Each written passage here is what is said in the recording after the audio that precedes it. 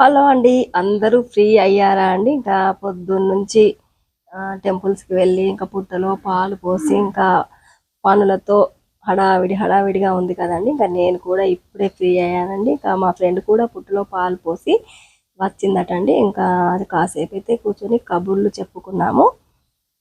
ఇంకా మా అబ్బాయికైతే morning బ్రేక్‌ఫాస్ట్‌లోకైతే noodles చేసి ఇవ్వమంటే అయితే నేనైతే ఇలా ప్రిపేర్ చేసి ఇచ్చానండి.